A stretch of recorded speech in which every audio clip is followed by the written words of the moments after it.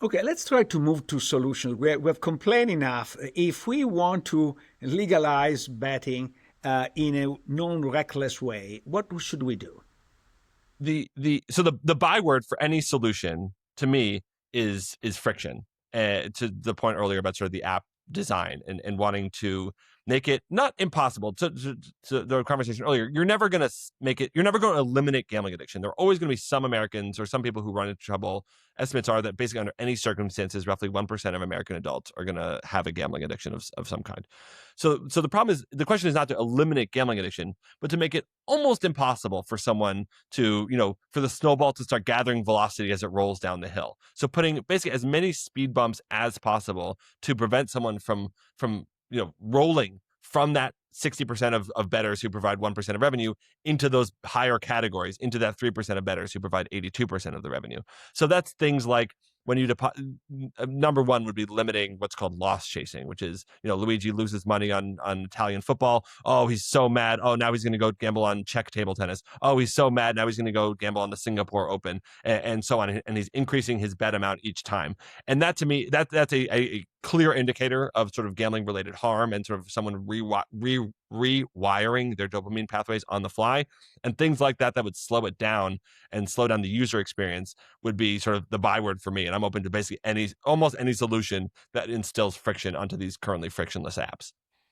So let me try another solution that is not specific to this, but I was reading the latest book by Yuval Harari, Nexus, and he makes an excellent and exposed obvious point, which is when we give our data to our doctor or our accountant or a lawyer, they have a fiduciary duty of using those data only in our interest. So if we had a general rule that say whoever accumulate data from you has a fiduciary duty to exercise in your interest. So I actually might be interested in being informed that there is a bet on whether Italy will qualify to the World Cup. There is still a small chance. But I don't want to be bombarded with all the possible manipulation possible in the face of Earth. And so I think that having a bright general rule in which you put fiduciary duty to everybody who collects our data will fix this problem, will fix a lot of other problems in our economy. Yeah, I hadn't thought of it that way. I think that's fair. I think, again, to the point earlier, the companies have so much data on individual gamblers and leverage that in such nefarious ways that I'm not going to say that this is like my advisor at TIAA who is sort of telling me how to invest my money, but like at the very least, they shouldn't be trying to drive me to financial ruin. The joke, you can shear a sheep many times, but you can only slaughter it once.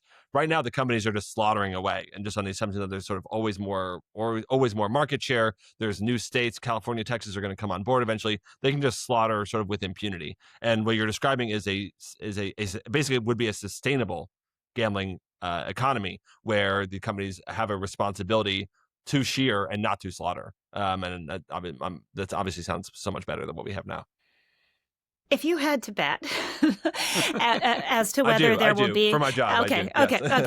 If you had to bet as to whether there will be A, no solution, no fixes, or B, a solution that's actually a result of the market because the companies have slaughtered instead of sheared, and that either sports leagues start to say having people question the honesty of sports outcomes isn't great for us, or these lawsuits as prediction markets have morphed into sports betting platforms, that there is some kind of pushback that way? Or would you think that states and governments need to take action? Well, I don't trust Congress to do anything anymore. And states are, and as we said, it's not a lot of money, but they sort of are susceptible, especially to lobbying and even to whatever money does come in. So I would bet on sort of option B of some scandal breaking through. Again, it might not be a scandal of public health. It might be a scandal of sort of sports integrity, but meaningful self-regulation. What I would call meaningful, what the companies would call meaningful is probably different, but sort of that seems to be the most likely solution, at least in the short term, is that there is some sort of reshuffling of the order and of the priorities by the companies. Maybe that's because of a Supreme Court ruling on prediction markets, for example, which some folks in the industry think is going to have to happen eventually because there's so many different state cases that are going to get aggregated into one. Or maybe it's because of the companies are trying to get ahead of congressional legislation, which is what the alcohol and tobacco industries used to do a lot. They would sort of self-regulate to prevent congressional action. That seems to be just like the most likely scenario, given all the players involved, how much money would be spent on lobbying and so on. But to me, and maybe this is part of it, that to me is why I don't want to wait for any legislation or any self-regulation, and why I think actually public education is sort of the lowest hanging fruit in terms of parents not letting their 16-year-olds have DraftKings on their phone, which is sort of what a lot of folks did because this is fun, let's gamble together, let's do it on your phone, Johnny. And like, lo and behold, that's a terrible idea. And I think in the way that we've sort of now know to talk to kids about porn, about alcohol, about tobacco, and so on, I think we're playing catch up on that side. So that this is sort of a little bit beyond your question, but I think while we wait for that regulation or whatever it is to come through, I think there's a lot of work for regular people that they can do in the meantime. That's the wrong answer, Jonathan. You should say that your book is the new Sinclair Django. Remember that when Upton Sinclair exposed the meatpacking industry in Chicago, the book was actually read by the then President Theodore Roosevelt, who actually pushed for legislation to change and created the Food and Drug Administration to discipline the food market as a result. And, well, if our president knew how to read, maybe he can read my book too. Yeah. Or if his kids were not involved in this business to the wazoo, yes, that would be the change. I think that's a big problem on that dimension. We are waiting for a whistleblower because the whistleblower of Facebook, for example, was very instrumental at exposing what was wrong in Facebook. So we're waiting for this to come, and hopefully one of the two of you will write a book with the whistleblower.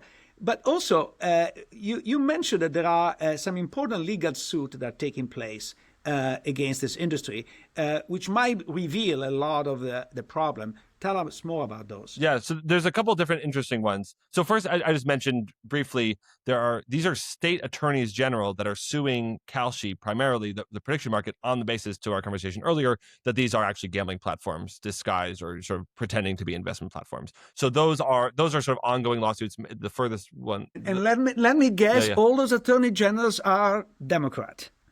Actually, it's coming from a variety of states, but you'd be wise to surmise based on the fact that Donald Trump Jr. is paid as special advisor to Kalshi and to its chief competitor, Polymarket.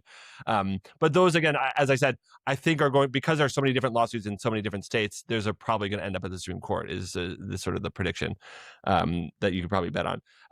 Then there are these sort of cases on the basis of public health being focused on the sports gambling companies themselves. There's a class action lawsuit also in Massachusetts against DraftKings over deceptive advertising. There are numerous cases, I think mostly in New Jersey and Pennsylvania, some of which have been settled, some of which are still open, from gamblers themselves, or in one case, it's the wife of someone who, a husband who drained their family's life savings and their kids' college fund based on his gambling addiction.